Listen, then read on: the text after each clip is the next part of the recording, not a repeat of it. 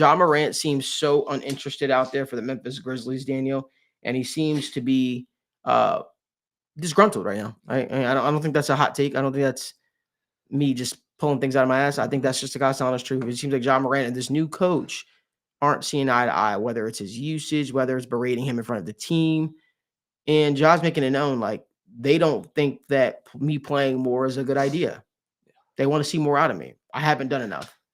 So let's talk about that. Daniel, what are your thoughts on Morant? Yeah, this is another situation where, like, it's weird. It is weird because there's multiple sides that we can blame. And I think that looking at Morant, it's clear he wants out. It's clear he wants nothing to do with Memphis right now. And that's the truth, whether it's the head coach, whether it's just him being there too long. I feel like there is a clear disconnect between him and the coaching staff. But the harder reality is this dude has just not been very good recently. That's the truth. You can go look at the tail end of last year. He has not been the same player. And I think it has to do with motivation. I think it has to do with him as a person, because you look at what it was 3 years ago, dude was averaging 27 points a game. And every single season since, he's just been worse and worse and worse.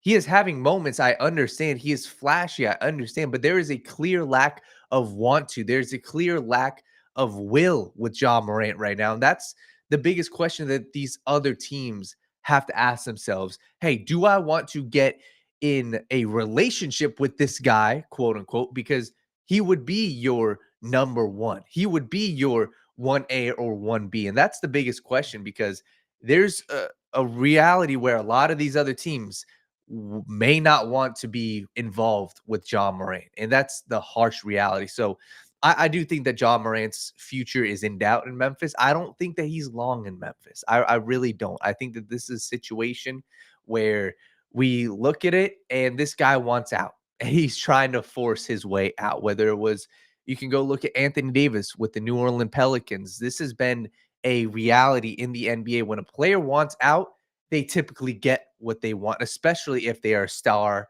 caliber players. So, Malik, it makes no sense that I don't see a world where he's on this roster by the end of the season. We often hear the term, the best ability is availability.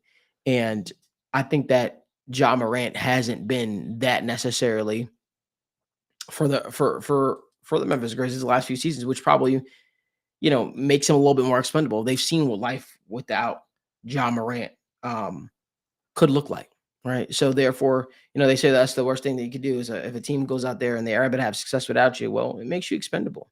They've had to play multiple games, half of a season damn near, without Morant, whether it's due to injury or suspension. They've seen what life with Morant is. They've seen life without Morant, what it is. Mm-hmm. And they have this new coach, and it's clear him and have a clear, tumultuous relationship. It's been reported that they aren't even really talking much. Yeah. And then you have to wonder how much of that is the call out that happened after the game in front of the entire team, after the Lakers loss. So for me, it's a double-edged sword. I think that the writing is on the wall probably for Morant, and he probably gets moved this season. Yep. There's a team that I'd like to see him on. I wonder how it would work. I don't know how receptive he'd be to be on the Milwaukee Bucks, but imagine Morant and Giannis Antetokounmpo together. Man, that would be fireworks. That would be great. Because you got to pick a team, right, where there aren't a crazy bunch of personalities, but maybe are a little bit talent void, if you will. Yep. And they probably need, a guy to come in there to probably give them some juice. And I don't know why the Milwaukee Bucks, obviously they lost Damian Lillard. They have guys like Kyle Kuzma, Miles Turner in the building, Bobby Portis, but there really isn't that next guy next to Giannis, right? That's going to step up. And I feel like Morant to the Milwaukee Bucks makes a lot of sense. But the place that it all goes down, get up, let me begin.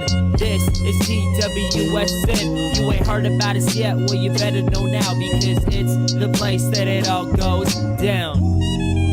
Shout out Young Swish.